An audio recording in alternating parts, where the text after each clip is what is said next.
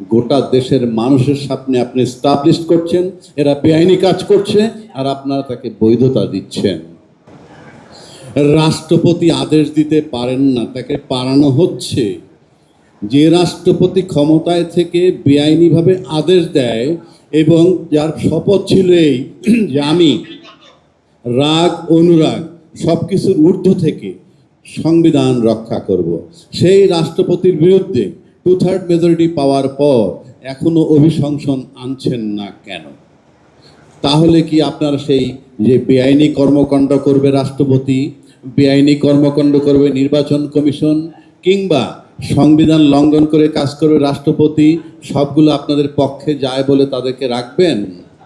গোটা দেশের মানুষের সামনে আপনি এস্টাবলিশ করছেন এরা বেআইনি কাজ করছে, আর আপনারা তাকে বৈধতা দিচ্ছেন। স্বরাষ্ট্রমন্ত্রী, আপনার নৈতিক দায়িত্ব রাষ্ট্রপতিকে কে বাধ্য করলে স্বাক্ষর দিতে? এটা তো একটা ক্রিমিনাল অফেন্স। আমার সেখানে ব্যারিস্টার বেলায়েত আছেন, ক্রিমিনাল অফেন্সের কোনো মেয়াদ নাই, এটা যে কোনো সময় ক্রিমিনাল কেস হতে পারে।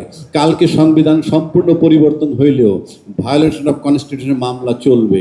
সংবিধানের দোহাই এত দেন, সিনায় বল থাকলে কালকে বঙ্গবন্ধুর ছবিটা ঝুলিয়ে দেন সংবিধানের 4 ক মোতাবেক। কেন ঝুলাতে পারছেন না? আমি পছন্দ করি কি না করি দ্যাট ইজ ইমম্যাটেরিয়াল। আপনি সংবিধানের দোহাই দিয়ে 4 ক মোতাবেক আপনার অফিসে মাথার উপরে বঙ্গবন্ধুর ছবি ঝুলছে না কেন? 2 নম্বর, কাগজে লেখা একটা, আপনি পড়ছেন আর একটা। যেই কাগজে লেখা আছে ষষ্ঠ তফসিলে বলা আছে বাংলাদেশের স্বাধীনতার ঘোষক বঙ্গবন্ধু শেখ মুজিবুর রহমান।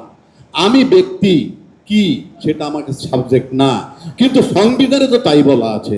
তাহলে আপনার সংবিধানে লেখা একটা, উচ্চারণ করেন আরেকটা, যে জিয়াউর রহমানের স্বাধীনতার ঘোষক।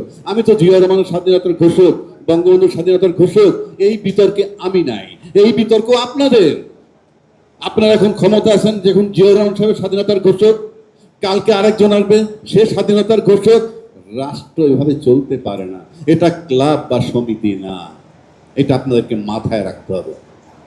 এখন আজকের বিষয় এই যে নেক্সাস ডিফেন্স এবং জাস্টিস আয়োজিত, আমি তাদেরকে অ্যাপ্রিসিয়েট করি এই কারণে যে তারা অনেক খারাপ পরিস্থিতির মধ্যে এটাকে চালিয়ে যাচ্ছে। সেজন্য আজকের বিষয়বস্তুটা হলো জুলাই সনদ বাস্তবায়ন আদেশ, আইনি ও রাজনৈতিক চ্যালেঞ্জ।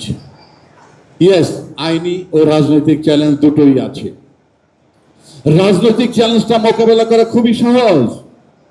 আপনি যদি এই গণভোট মেনে নেন, সেই মোতাবেক সংশোধন করেন, হয়ে গেল রাজনৈতিক সমাধান। পাশাপাশি আইনও মানা হলো। বিষয়টা তো সহজ, আপনারা জটিল করছেন কেন? শেখ হাসিনা 2008 ক্ষমতায় যাওয়ার পর 14 সাল থেকে তার যাত্রা শুরু হলো স্বৈরাচারের দিক, যখন তিনি 153টা সিট বিনা প্রতিদ্বন্দ্বিতা নিয়ে নিলেন।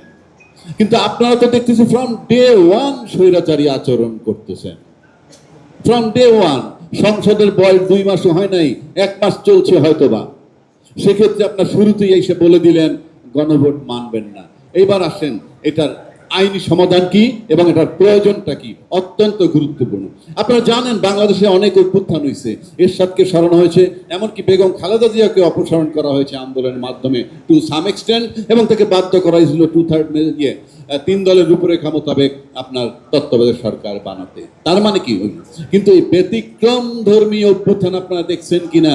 আমি যদি এটাকে বিপ্লব বলি, সারা দেশের মিডিয়া, বিজনেস কমিউনিটি, প্রশাসন এটাকে অভ্যুত্থান বলে এবং অভ্যুত্থানকারীদেরকে ক্রিমিনাল হিসেবে চিহ্নিত করার চেষ্টা করছেন। সেটা ভিন্ন কথা, কারণ জোর যার মুল্লুক তার। কিন্তু আমি ভিন্ন বলছি কেন?